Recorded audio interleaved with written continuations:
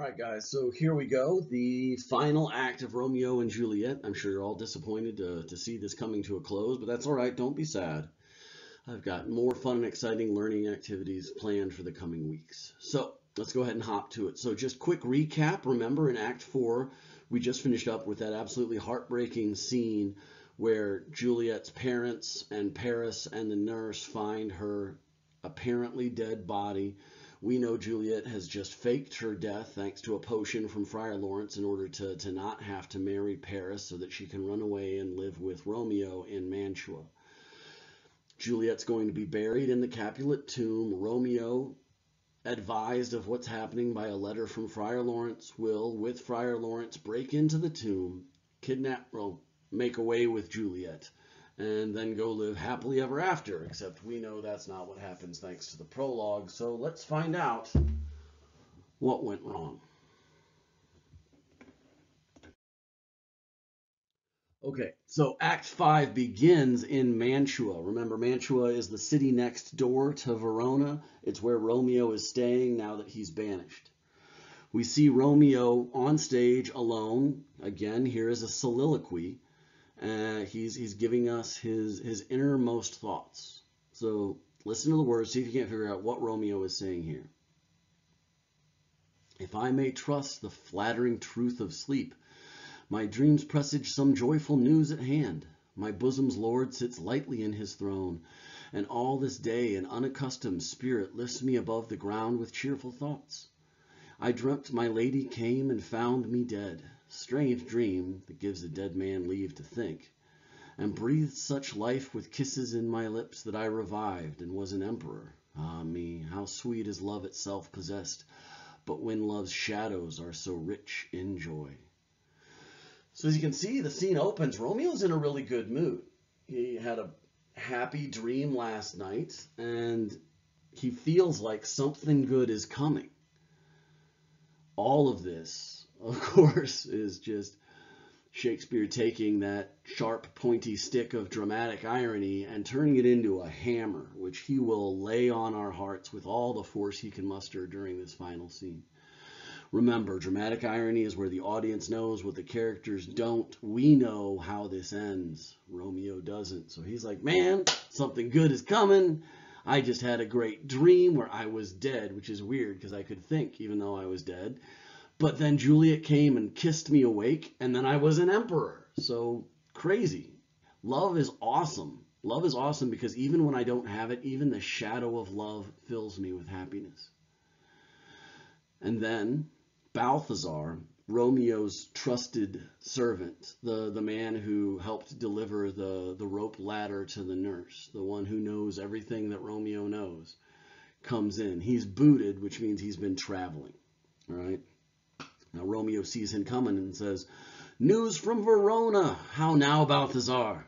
Dost not bring me letters from the friar? How doth my lady? Is my father well? How fares my Juliet? That I'll ask again, for nothing can be ill if she be well."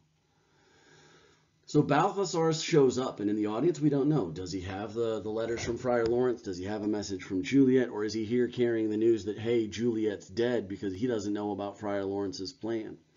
But Romeo, you see him, he hit him with 1, 2, 3, 4, 5 questions, super, super fast.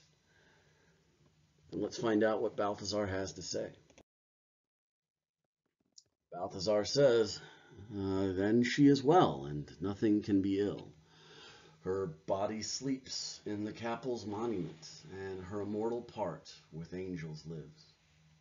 I saw her laid low in her kindred's vault, and presently took post to tell it to you. Oh, pardon me for bringing this ill news, since you did leave it for my office, sir. Shakespeare loves doing this in a lot of his plays, where a character comes with horrible news, and they try to soften it by telling the person the good stuff. Well, you asked how Juliet's doing, and the good news is she's fine. She's in heaven, and what could be better than that? Huh? Yeah, she's dead, and I saw her buried, and I came to tell you the news because you told me that was my job. So Romeo goes from the peaks of joy to the valleys of despair pretty quickly here. Is it even so? Then I defy you, stars. Thou knowest my lodging. Get me ink and paper, and hire post horses. I will hence tonight. Now there's a key line here. I defy you, stars. A lot of times this is screamed on stage, and I'm not sure why it is. Remember in the prologue, before the very first act, where they talk about Romeo and Juliet as star-crossed lovers, lovers that fate has doomed to keep apart. The stars they were born under just meant that this love was never going to work out no matter what they tried. Romeo here says, well, then I defy you, stars. I defy you, fate, thinking that fate has fated him to live without Juliet. Well, screw you, fate. I'm Romeo. I have control of my destiny. What do you guys think Romeo's going to do here? There's another clue when he says, get me ink and paper. What might Romeo need to write about? What might Romeo be thinking about doing now that he believes Juliet is dead? Balthazar consents. Romeo is going to a pretty unhappy place and says, I do beseech you, sir, have patience. Your looks are pale and wild and do import some misadventure. So Romeo, I don't know what you're thinking, but I know it ain't good. Take a minute. Think about this. Don't do something stupid. Romeo pulls himself together and says, Tush, thou art deceived. Leave me and do the thing I bid thee do.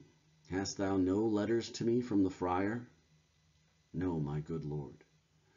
So something's gone wrong with Friar Lawrence's plan. Romeo got the news that Juliet's dead, but he doesn't get the news that Juliet's just pretending to be dead.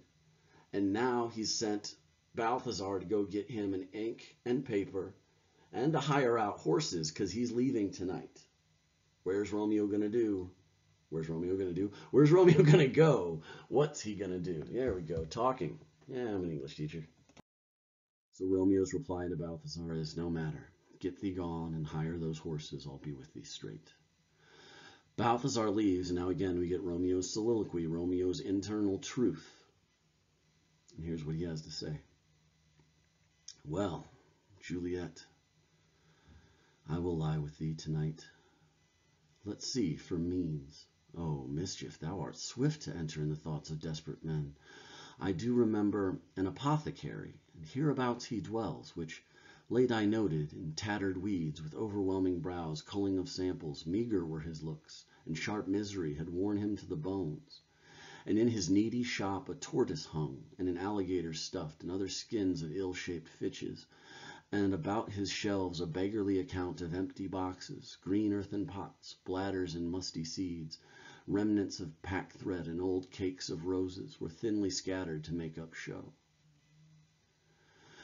So Romeo makes up his mind, Juliet, I will be with you tonight. And he's not talking about he's just going to go be next to her. He's talking about he's going to kill himself. The pen and paper was probably for a suicide note. The horses are so he can travel to Verona, lie down next to Juliet, and kill himself. But how should he do it? Then he has a thought. Mischief. Swift to enter the thoughts of this desperate man. He remembers an apothecary. How is he going to do this? Well, I remember there was a drug dealer, a pharmacist who lived around here. And when I looked at his shop was pretty much empty.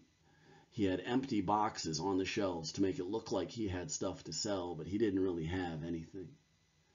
And he was so worn out and tired from not making any money that he was pretty much nothing but the bones.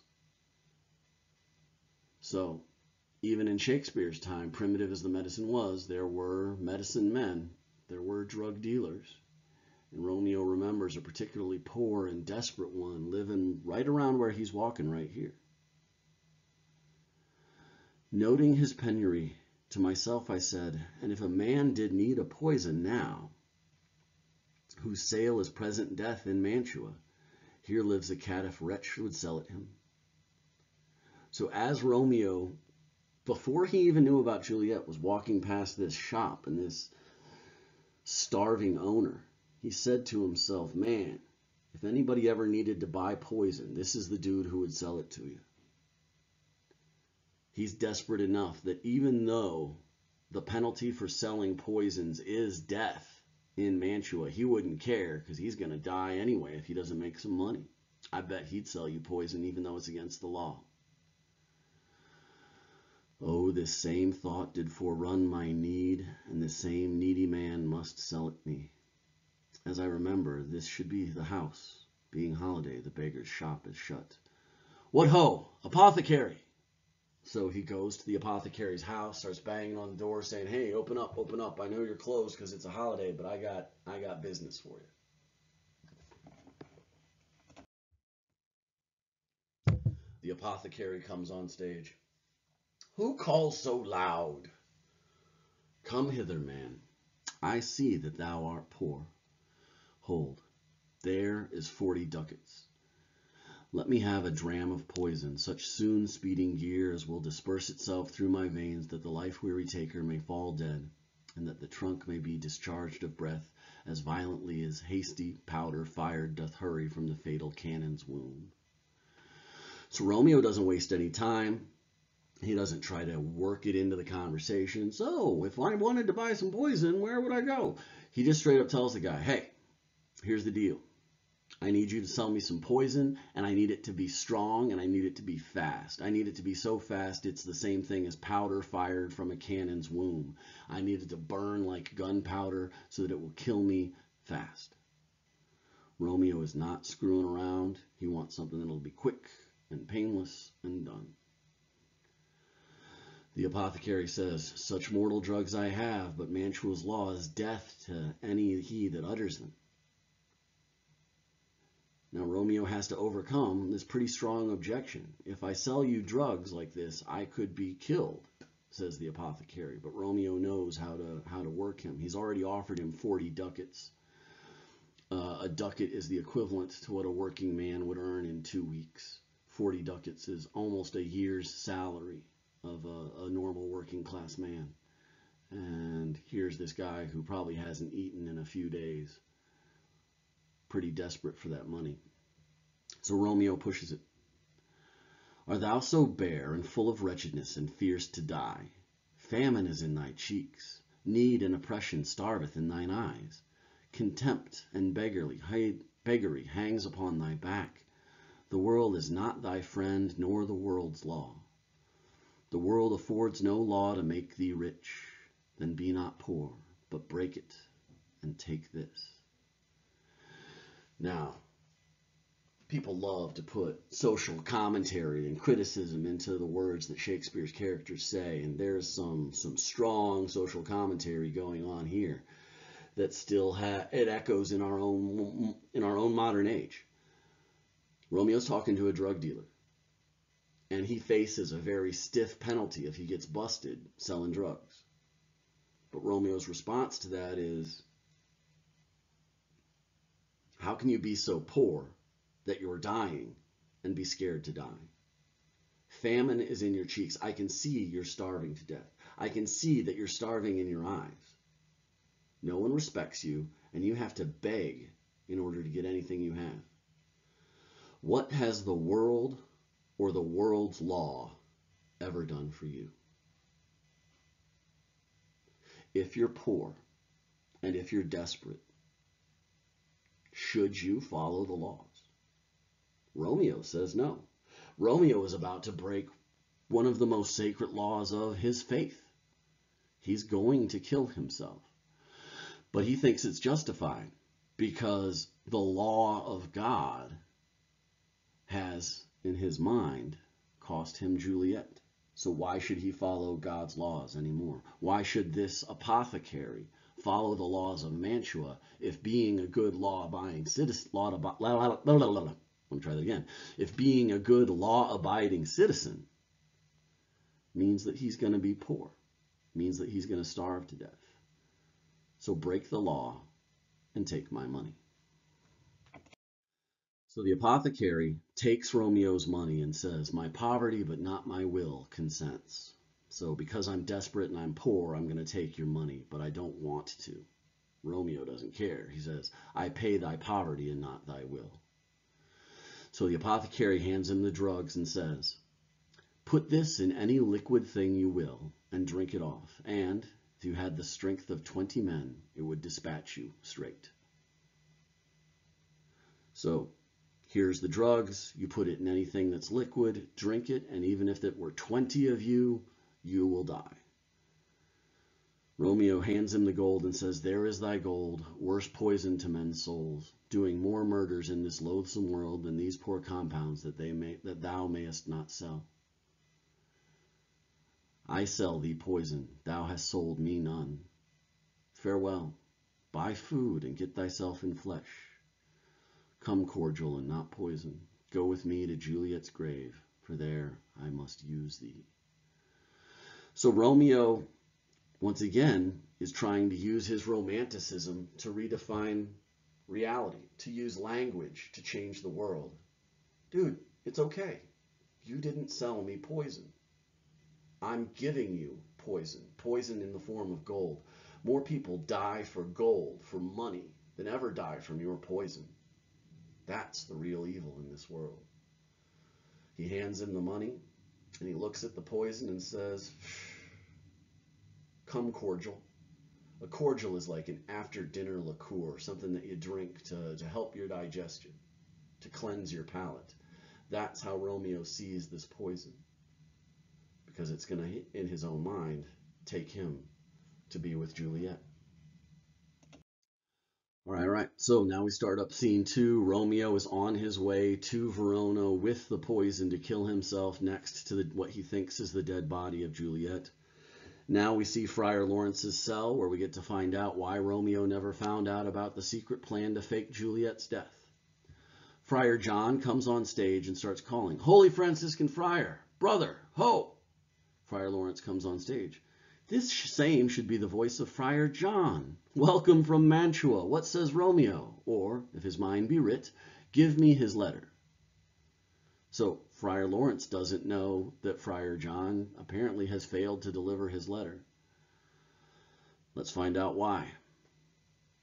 Going to find a barefoot brother out, one of our order to associate me, here in the city visiting the sick, and finding him, the searchers of the town, suspecting that we both were in a house where infectious pestilence did reign, sealed up the doors and would not let us forth, so that my speed to Mantua there was stayed. Now this should resonate with us, given our current circumstances in the world. Friar John went to go find another monk who was out visiting sick people to walk with him to Mantua to deliver the letter. But when he stopped in to visit this brother, the town watch suspected them of visiting a house where the plague was in residence, and they were put in quarantine. So they were locked up inside of the house, and that's why Friar John never delivered the letter to Romeo. Friar Lawrence is starting to freak out a little bit here. He's like, who bare my letter to Romeo? Friar John says, I could not send it. Here it is again, nor get a messenger to bring it thee, so fearful were they of infection. So Friar John gives Friar Lawrence his letter back and says, sorry, man, I couldn't deliver it. Furthermore, no messenger would even take it from me because they were scared I was going to give them the plague. Friar Lawrence figures out that Romeo is probably going to hear that Juliet's dead before he finds out that Juliet's not. Goes into full panic mode. Unhappy fortune, by my brotherhood, the letter was not nice, but full of charge of dear import, and neglecting it may do much danger. Friar John, go hence, get me an iron crow, and bring it straight unto my cell. Brother, I'll go and bring it thee. So Friar Lawrence is in full panic mode now. Dude, that was an important letter, and by not delivering it, you may have just screwed everything up. Go get me a crowbar. I've got work to do. What do you think Friar Lawrence is up to? Friar Lawrence is about to tell you, just in case you haven't figured it out. Now I must to the monument alone. Within these 3 hours will fair Juliet wake. She will beshrew me much that Romeo hath had no notice of these accidents, but I will write again to Mantua and keep her at my cell till Romeo come. Poor living corpse, closed in a dead man's tomb. So Friar Lawrence is like, oh God, Romeo doesn't know he needs to break Juliet out. She's going to wake up in like 3 hours and no one's going to be there to get her out of the tomb. I got to go. I'll write Romeo a letter, say like, hey, Romeo, haha, Juliet's not really dead. She's hanging out with me in my house. Come pick her up. That's his new plan. All right, so scene 3. You guys may have noticed the scenes are getting shorter and shorter as we come towards the final conclusion of our play. Scene 3 opens up. We're in a churchyard where we see Paris and a servant, his page, holding flowers and a torch. So we can surmise a couple of things from that information. We know that Paris is probably here to pay respect to Juliet by bringing her flowers to her grave. The torch tells us that it's nighttime, so time has passed. Now, Paris says to his page, give me thy torch, boy, hence and stand aloof. Yet put it out, for I would not be seen. Under yond yew trees lay thee all along, holding thine ear close to the hollow ground, so shall no foot upon the churchyard tread, being loose, unfirm with the digging of graves, but thou shalt hear it. Whistle, then, to me, as a signal that thou hearest something approach. Give me those flowers. Do as I bid thee. Go. So Paris is showing respect to Juliet, but doesn't want to be seen showing respect to Juliet. Maybe it's unmanly to cry over your dead fiancé's grave, whatever the case may be. He doesn't want anybody to see him doing it. So put out the torch, go lie down on the ground, whistle to me if you hear anybody coming. The page, as an aside, says to the audience, I'm almost afraid to stand alone here in the churchyard, yet I will adventure. Page goes off to lay back in the cut. Now Paris talks to the dead body of Juliet through the door of the tomb, saying, sweet flower, with flowers thy bridal bed I strew. Oh, woe, thy canopy is dust and stones, which with sweetly water nightly will I do, or, wanting that, with tears distilled by moans. The obsequies that I hold for thee will keep nightly, shall be to strew thy grave and weep. Okay, so Paris talking to Juliet says, I'm not going to get over you. I'm going to make it my holy commitment that every night I will come here to your grave to pour holy water, to place flowers, and if I have neither of those things, then I will place my own tears. I'll do this every night, and I'll do this for you, Juliet. But then the page whistles. Somebody's a-coming. Paris says, the boy gives me warning, something doth approach. What cursed foot wanders this way tonight, to cross my obsequies with true love's right? What, and a torch? Muffle me, night, a while. So now Paris steps back into the darkness to see who's coming to the grave, not knowing what's going on. And who comes on stage? Romeo. Romeo and Balthazar, bringing a torch, a crowbar, and a shovel. They are prepared to get Juliet out of the ground so Romeo can put himself in the ground, which is kind of weird, but okay. So Romeo says, give me that mattock and the wrenching iron. Hold, take this letter early in the morning. See thou deliver it to my lord and father. Give me the light. Upon my life I charge thee, whatever thou hearest or seest, stand all aloof, and do not interrupt me in my course. Why I descend into this bed of death is partly to behold my lady's face, but chiefly to take thence from her dead finger a precious ring, a ring I must use for dear employment. Therefore hence, be gone. But if thou, jealous, dost return to pry in what I further shall intend to do, by heaven I will tear thee joint from joint, and strew this hungry churchyard with thy limbs. The time and my intents are savage wild, more fierce and more inexorable far than empty tigers or the roaring sea. So Romeo says to Balthazar, look, dude, here's a letter. I need you to take it to my father early in the morning. Now, whatever you hear when I go down into this tomb, do not follow after me. I'm only going down there to see Juliet one last time and to take a ring that means a lot to me. But if you follow me in there, I swear to God, I will chop you up into pieces and scatter those pieces all over this churchyard. Do not follow me. So it's pretty easy to surmise what that letter actually is. Why is Romeo sending a letter to his father? It's probably his suicide note. He's not really going down there just to see Juliet or to get some ring. He's going down there to kill himself. And Balthazar, sensing that something's up, says, I will be gone, sir, and not trouble you. And Romeo, in response, says, so shalt thou show me friendship. Take thou that. Live and be prosperous, and farewell, good fellow. He gives Balthazar the letter. He gives Balthazar some money and wishes him good luck. And then he goes towards the Capulet tomb. And Balthazar, I kind of spoiled this because I meant to say this now, sensing that something's up, says, for all this same, I'll hide me hereabout. His looks I fear, and his intents I doubt. So Balthazar thinks Romeo's up to something stupid. He's not going to leave him the way Romeo ordered him to. So Balthazar now goes and lays back in the cut, and Romeo walks up on the Capulet monument with a shovel and a crowbar and starts talking to it. Not to Juliet, to the monument itself. Thou detestable maw, thou womb of death, gorged with the dearest morsel of the earth, thus I enforce thy rotten jaws open, and, in despite, I'll cram thee with more food.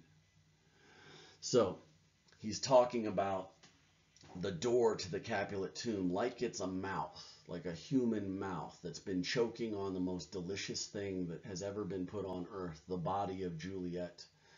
And now he's going to force that mouth open again, and he's going to add his body to it. He opens the tomb. Now Paris, who's laying back and watching this whole thing, doesn't know Romeo loves Juliet, doesn't know about the marriage between Romeo and Juliet. All he sees is Romeo, who killed Tybalt, breaking into the Capulet tomb. So all he can conclude is like, oh man, this guy must be here to do something vile to the bodies inside. I've got to stop him. So Paris jumps up and says, this is that banished haughty Montague that murdered my love's cousin, which, with grief, is supposed the fair creature died, and here is come to do some villainous shame to the dead bodies. I will apprehend him. So yeah, Romeo killed Tybalt. Paris thinks that Romeo is the reason why Juliet is dead, which is actually kind of right, but not the way he thinks. And he resolves that he's going to arrest Romeo right here, right now. So Paris steps out of the shadows. He calls out to Romeo, stop thou thy unhallowed toil, vile Montague. Can vengeance be pursued further than death? Condemned villain, I do apprehend thee. Obey and go with me, for thou must die. So Paris steps up, puts Romeo under arrest, says, dude, are you here to still get more revenge on Tybalt? Because that's just weird, man. But whatever, I'm arresting you. Now Romeo is not about to be arrested. Yeah, he wants to die, but he doesn't want to be executed by the prince. He wants to kill himself next to Juliet. And he's so desperate to do that he will kill in order to get there. Romeo's response is, I must indeed, and therefore came I hither. Good, gentle youth, tempt not a desperate man. Fly hence and leave me. Think upon these gone, let them affright thee. I do beseech thee, youth, put not another sin upon my head, by urging me to fury. Oh, be gone. By heaven, I love thee better than myself, for I come hither armed against myself.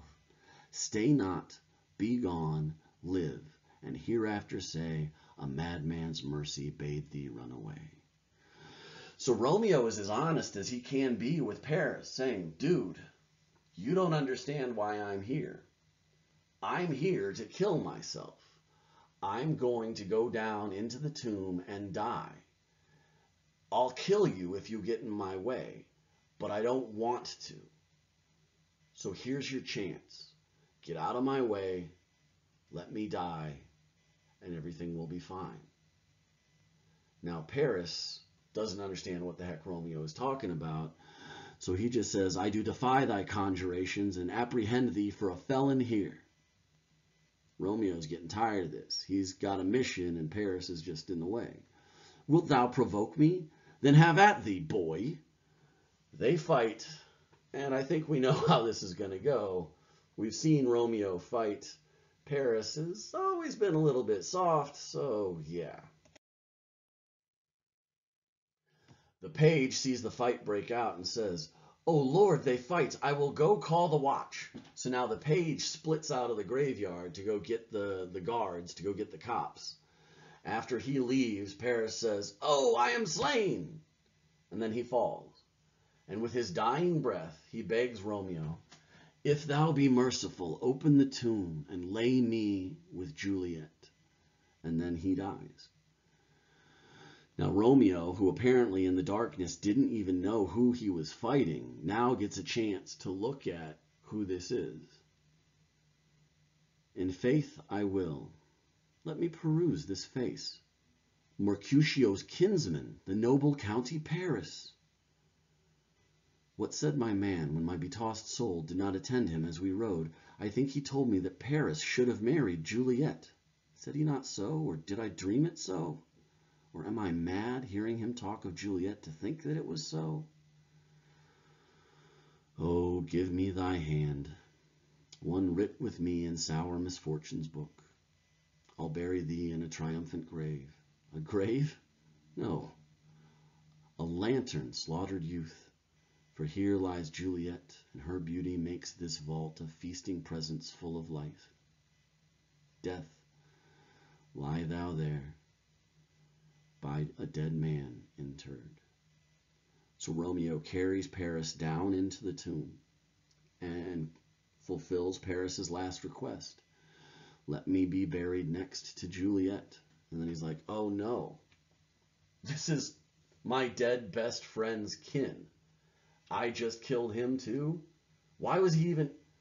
Oh, that's right. Balthazar said something about the fact that Paris was the one who was supposed to marry Juliet. Now he's dead too. Man. All right, kid. Sucks to be you.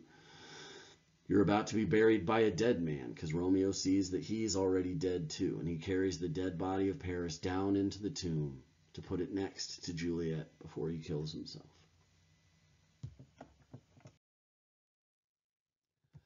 So Romeo gets another soliloquy here, surrounded by the dead bodies of the Capulets, the dead Paris, and the apparently dead Juliet.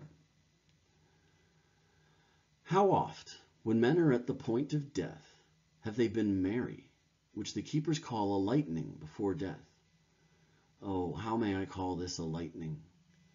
O my love, my wife, death that hath sucked the honey of thy breath hath no power yet upon thy beauty.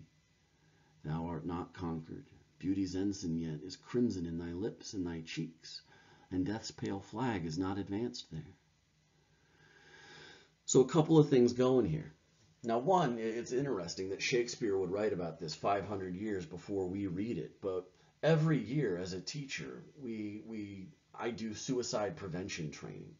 And one of the things we're supposed to watch for in our students is if somebody has been stressed, if someone has been depressed, and then all of a sudden they relax, they calm down, and they start acting like everything's fine. That's a big red warning light, because it means they might have made a final decision. Shakespeare talked about it as the lightening before death, where when someone knows they're going to die, they make their peace, they accept their fate, and then they're happy. And Romeo is experiencing this. Along with that, we get some more dramatic irony here as Romeo is looking at the dead body of Juliet, and he can't believe it. Wow, Juliet, you're still beautiful. Death hasn't touched you at all. Your cheeks are still red. Your lips are still red. You're as beautiful as the last time I saw you when you were alive. Now we in the audience know, it's because she's still alive, you moron. But that's dramatic irony for you. Gets you every time. "Tybalt, liest thou there in thy bloody sheet? Oh, what more favor can I do thee than with that hand that cut thy youth in twain to sunder his that was thine enemy? Forgive me, cousin. Ah, dear Juliet, why art thou yet so fair? Shall I believe that unsubstantial death is amorous, and that lean abhorred monster keeps thee here in dark to be his paramour? For fear of that, I still will stay with thee, and never from this place of dim night depart again. Here, here will I remain with worms that are thy chambermaids. Here will I set up my everlasting rest, and shake the yoke of inauspicious stars from this world-wearied flesh. So he apologizes again to Tybalt, says, Tybalt, here's justice for you. That same hand that killed you will now kill the man who was your enemy. And then he looks again at Juliet, and he can't believe how beautiful, how alive she looks still. And he wonders, is it possible that death is keeping you in this perfect, preserved state so that he can be with you forever?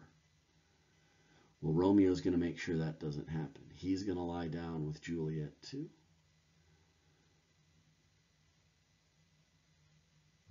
And once again, Romeo sees this as him cheating fate. Inauspicious stars, he calls out. Take this, fate, I'll kill myself. Even though, once again, we in the audience know this was always going to happen, bro. In fact, you're just doing what fate said you were going to do. Eyes, look your last. Arms, take your last embrace. And lips, oh, you the doors of breath, seal with a righteous kiss a dateless bargain to engrossing death. Come, bitter conduct, come, unsavory guide, thou desperate pilot, now at once run on the dashing rocks thy sea-weary bark. Here's to my love. And he drinks the potion. So Romeo takes one last look, one last hug, one last kiss, and then he drinks the potion, drinks the poison. And it works. Oh, true apothecary, thy drugs are quick. Thus, with a kiss, I die. And Romeo lies down and dies.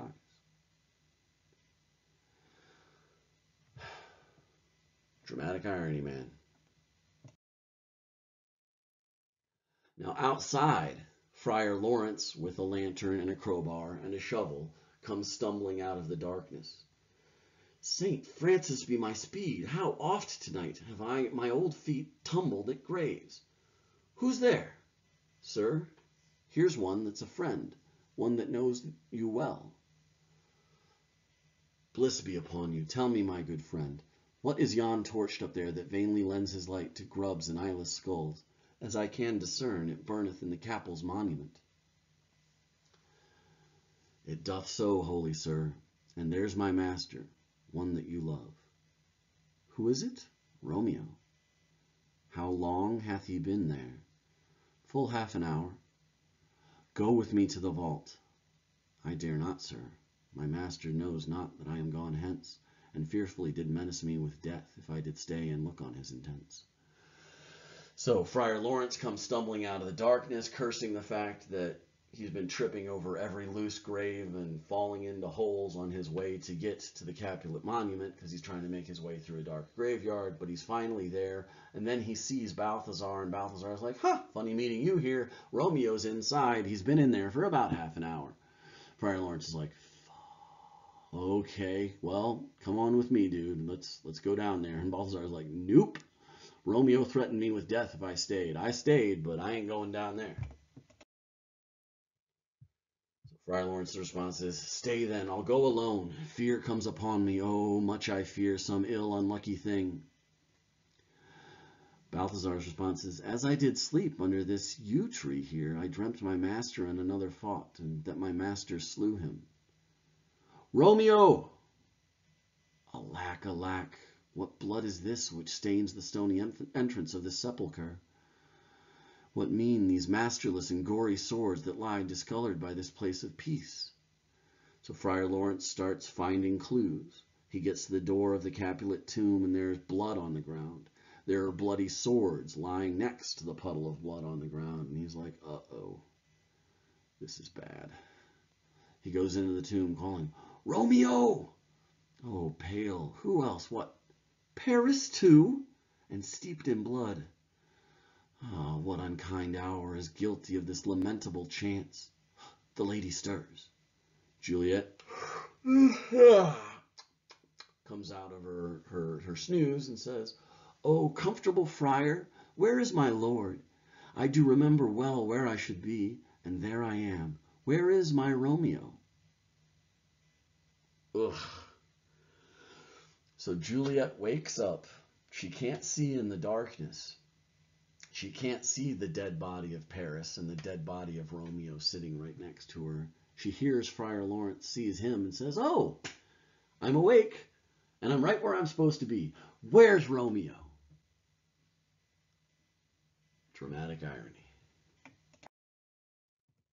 Friar Lawrence hears the noise outside and says, "I hear some noise. Lady, come from that rest of death, contagion, and unnatural sleep. A greater power than we can contradict hath thwarted our intents. Come, come away. Thy husband in thy bosom lies there dead. And Paris too. Come, I'll dispose of thee among a sisterhood of holy nuns. Stay not to question, for the watch is coming. Come, go, good Juliet." More noise outside. "I dare no longer stay." So Friar Lawrence breaks it all down for Juliet. "Juliet, Romeo, that weight you feel on your legs there, that's Romeo's dead body. There's your husband. Paris, your would-be husband, guess what? He's here too. But it doesn't matter. We got to get the heck out of here. The cops are coming. This looks bad.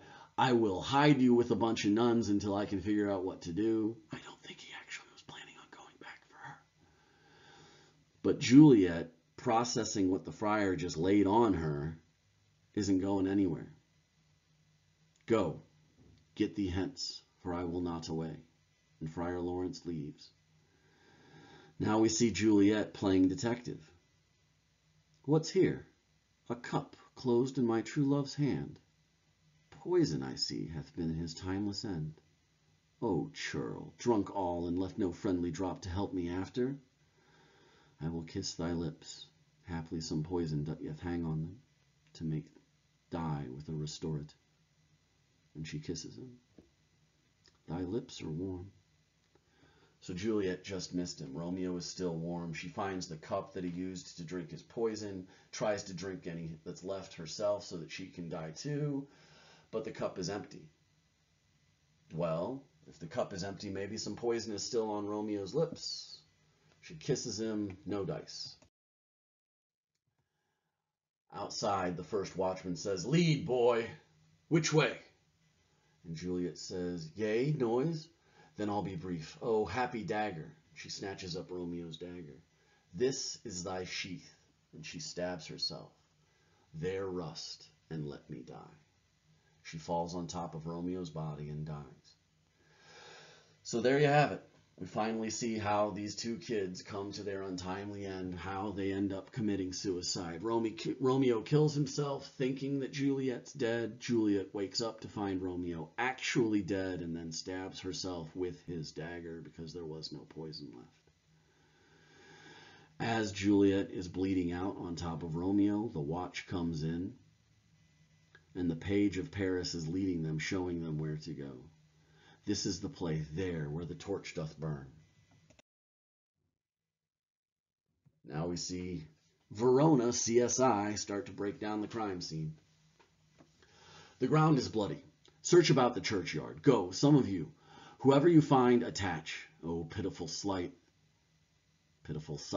Here lies the county slain, and Juliet bleeding, warm and newly dead, who hath here lain these 2 days buried.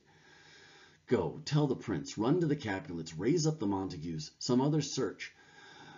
We see the ground whereon these woes do lie, but the ground itself of all these piteous woes we cannot without circumstance descry." So we have no way to describe what has happened here. Here's Paris, dead. Here's Romeo, dead, without any marks on him. Paris is bleeding and dead. Here's Juliet, who's been dead for 2 days, bleeding on top of Romeo. What the? So, some members of the watch come in, dragging Balthazar with them. "Here's Romeo's man. We found him in the churchyard. Hold him in safety till the prince come hither." So we're gonna interrogate him in time. Some other watchmen come in, dragging Friar Lawrence. Doesn't look like he made it very far. Here is a friar that trembles, sighs, and weeps. We took this mattock and spade from him as he was coming from the churchyard side. So Friar Lawrence almost got away, but the watch caught him, and he was still carrying the crowbar and the shovel. And they're like, "You don't look like you're up to holy business, friar. You're coming with us." And the first watchman says, "A great suspicion. Stay the friar too." Now the prince comes on stage with all his attendants.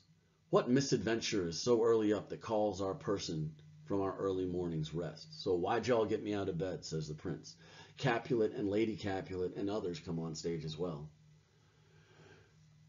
"What should it be that they so shriek abroad?" Lady Capulet tells us what people are screaming outside. "The people in the street do cry Romeo, some Juliet, and some Paris, and all run with open outcry toward our monument."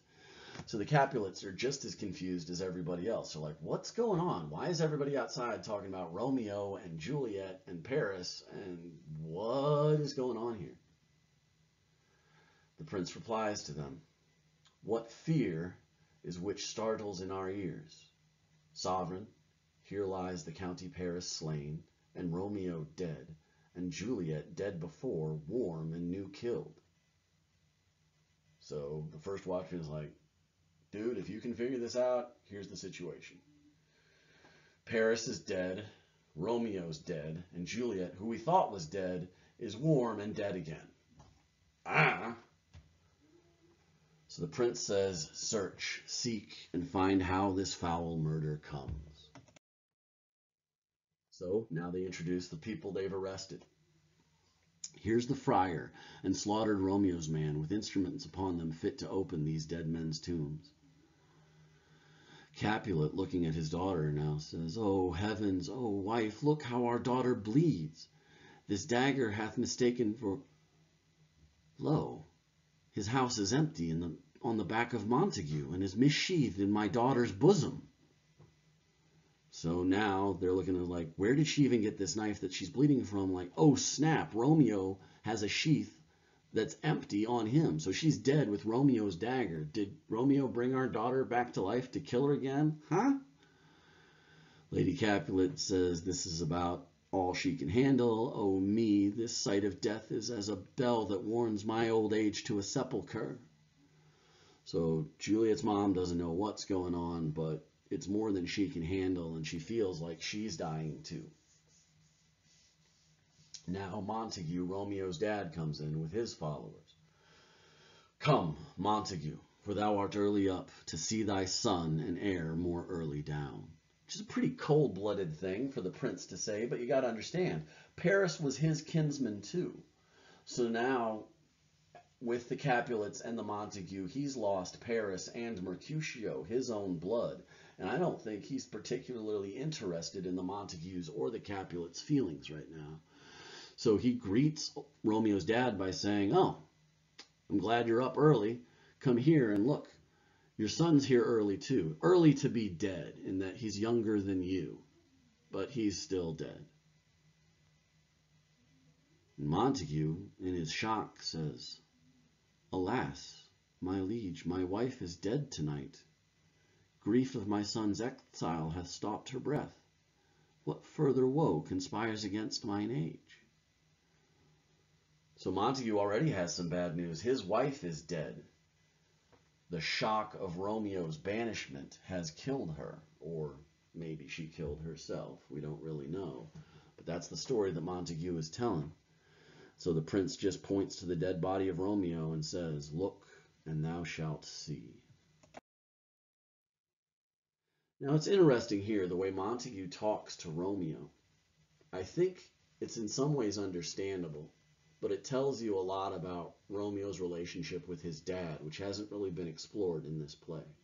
Check out what Romeo's dad says to him now. "Oh, thou untaught! What manners is in this, to press before thy father to a grave?" Now you could read that a bunch of different ways. This is his dad in his grief talking to the dead body of his son. But he says, "untaught." What does that mean? If you're untaught, you're ignorant. You ignorant kid. It's bad manners to die before your father. I think we can see why Romeo at no point during this play thought, maybe I should talk to my dad about this. The prince says, seal up the mouth of outrage for a while till we can clear these ambiguities and know their spring, their head, their true descent. And then I will be the general of your woes and lead you even to death. Meantime, forbear and let mischance be slave to patience. Bring forth the parties of suspicion. So before Montague can go further with processing the death of Romeo, the prince is like, hold on, dude. Just wait for a minute. We're going to investigate this and find out what happened, and then I will be your leader. I am the prince, but I will show you and tell you what to do with your grief, as I have grief too over the death of Paris. And I'll lead you even unto your own death. There's a threat there still. Capulet, Montague, you guys were both under orders, under threat. If your people caused any trouble, I would execute you. He's reminding them of that. Friar Lawrence steps up and decides to tell his story. He's just going to come out with it. But remember, whenever we get somebody giving their testimony in this play, you got to listen really hard to think about what they're actually saying. What truth do they tell? What truth do they leave out? How is Friar Lawrence going to take control of this situation? Right? By being the storyteller, he's going to take charge of this investigation. I am the greatest, able to do the least, yet most suspected, as the time and place doth make argument against me in this direful murder. And here I stand, both to impeach and purge myself condemned and myself excused. So once again, we get this paradox, this oxymoron, this power of language, where Friar Lawrence is at once confessing his fault in all this and, in his own mind, excusing himself for all of this. I will be brief, for my short date of breath is not so long as a tedious tale. Romeo, there dead, was husband to Juliet, and she, there dead, that Romeo's faithful wife. I married them, and their stolen marriage day was Tybalt's doomsday, whose untimely death banished the new-made bridegroom from the city. For whom, and not for Tybalt, Juliet pined. You, to remove the siege of grief from her, betrothed and would have married her perforce to County Paris. So do you see what he's doing there?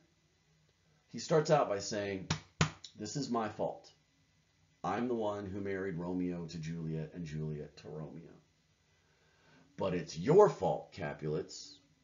When you were trying to cheer her up, you tried to force her to marry Paris. And that's what really made all this happen. So he deflects away from blaming himself towards blaming the Capulets. Then she comes to me, and with wild looks bid me devise some means to rid her of this second marriage, or in my cell there she would kill herself. Then I gave her, so tutored by my art, a sleeping potion, which took the effect as I intended, for it wrought on her the form of death. Meantime I writ to Romeo that he should come hither as this dire night to help take her from her borrowed grave, being the time of the potion's force should cease. So it's true, I gave Juliet a sleeping potion that made it look like she was dead, and I wrote Romeo a letter saying, hey, Juliet's not dead, let's break her out of the tomb together so she can be with you. But which he who bore my letter, Father John, was stayed by accident, and yesternight returned my letter back. And it all would have worked if it wasn't for stupid Friar John getting stuck so he couldn't take my letter to Romeo. Then, all alone at the prefixed hour of waking, came I to take her from her kindred's vault, meaning to keep her closely at my cell, till conveniently I could send to Romeo. But when I came, some minute ere the time of her waking, here untimely lay the noble Paris and true Romeo dead. So I tried to do the right thing and come get Juliet when she was going to wake up. But by the time I got here, I found Paris already dead, Romeo dead. She wakes, and I entreated her to come forth and bear this work of heaven with patience. But then a noise did scare me from the tomb. A noise? Now this is where I gotta, once again, bring out my hatred for Friar Lawrence. It wasn't just some noise. He knew the cops were coming.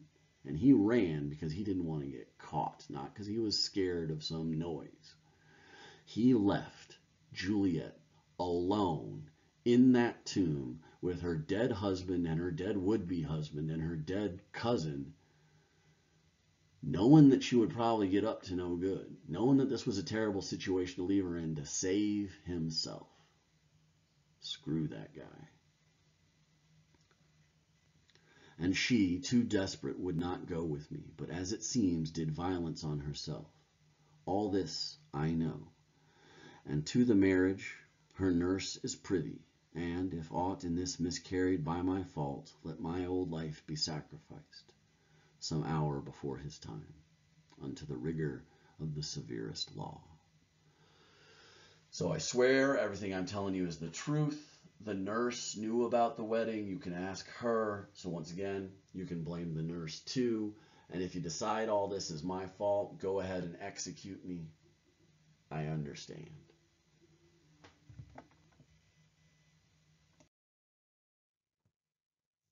Now the prince doesn't seem to blame Friar Lawrence. Friar Lawrence's story seems to work, which makes me angry, but the prince says, "We still have known thee for a holy man. Where's Romeo's man? What can he say in this?"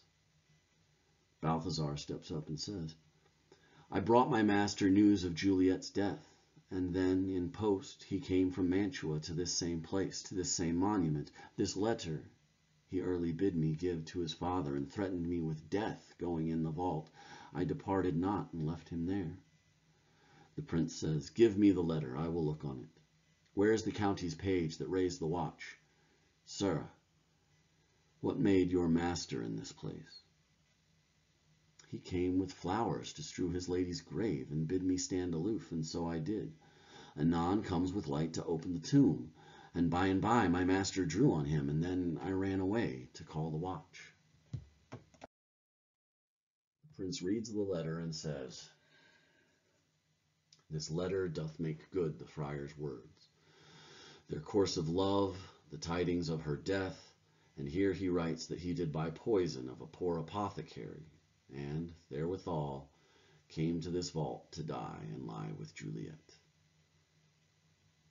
Where be these enemies? Capulet, Montague, see what a scourge is laid upon your hate, that heavens finds means to kill your joys with love. And I, for winking your discords too, have lost a brace of kinsmen. All are punished." So, Friar Lawrence tells his version of the story. Balthazar gives his piece of the puzzle. The page gives his piece of the puzzle. The prince reads Romeo's letter, the suicide note, and now it all makes sense. And the prince says, "Capulet, Montague, look what is the result of your fighting. Your children are dead. They were killed by your hate. And heaven, to make you understand how destructive hate was, found a means to kill them not with hate, but with love. Your loves killed by love. And even I, the prince, have had to pay for this. I've lost Mercutio. I've lost Paris. We're all guilty. We're all punished." Capulet looks up and says, "O brother Montague, give me thy hand. This is my daughter's jointure, for no more can I demand." Montague takes his hand and says, "But I can give thee more, for I will raise her a statue in pure gold, that while in Verona is by that name known, there shall be no figure as such rate be set as that of true and faithful Juliet. As rich shall Romeo's by his ladies lie, poor sacrifices of our enmity." So Capulet and Montague shake hands and they agree to bury the beef. Capulet offers Montague his hand, says, "This is my daughter's dowry. This is what I can offer you for my daughter." And Montague says, "I'll see that." And he shakes his hand and says, "But I'll do you one better. I will put up a statue in pure gold of your daughter so everyone can see forever just how beautiful she truly is." And Capulet agrees that he will put up a statue to Romeo that is equally as rich, and that these will be the sacrifices, the price that they pay for their hatred. Prince takes a deep breath and looks around and says, "A glooming peace this morning with it brings. The sun, for sorrow, will not show his head. Go hence, and have more talk of these sad things. Some shall be pardoned, some punished. For never was there a story of more woe than this of Juliet and her Romeo." So the prince puts a bow on the final proceedings. I like to imagine that when he looks at the friar, he says, "Some will be punished." He looks at the parents, "Some will be forgiven." Or if the nurse is there, maybe her. But that's it. There's no chorus to come out and make us feel better about it. It's a sudden stop to all this whirling action that we've seen. These kids who met, fell in love, got married, got broke up, and got dead, all within the span of 7 days. Comes to an ending, and there's no resolution. There's no bow to put on it. There's just the prince's final words. Some will be pardoned, and some will be punished. And that's the end. Okay, guys, so that's the ending of the play. For a summative assignment, the way I envisioned this was we were going to write a persuasive essay about who do you blame. So what I'm going to do is I'll put out on Teams an outline where we can start sorting through the facts, sorting through the evidence about who is to blame. Because there's a ton of different people we can blame for this. Is it Friar Lawrence? Is it the prince? Is it the parents? Is it Romeo and Juliet? Is it Balthazar? There are a lot of different people you could blame here. Nobody comes out of this clean. But what matters is not who you choose, but what evidence you can use to support your claim. So we're going to work on persuasive writing. We're going to use evidence from the text to back us up. I'll put up those documents as soon as I get this thing posted. It'll probably be around Monday. And there you have it. Congratulations, guys. You made it through Romeo and Juliet despite the plague, despite God in heaven moving against us all. We got it done. And now all we have to do is apply what we learned to write about it. All right. I can hear my children weeping downstairs. Apparently they found this sad too. I'm going to go see what's up with that. I hope you guys are all healthy, happy, and well. And I hope I get to see you soon. All right. Take care of yourselves and each other. Bye-bye.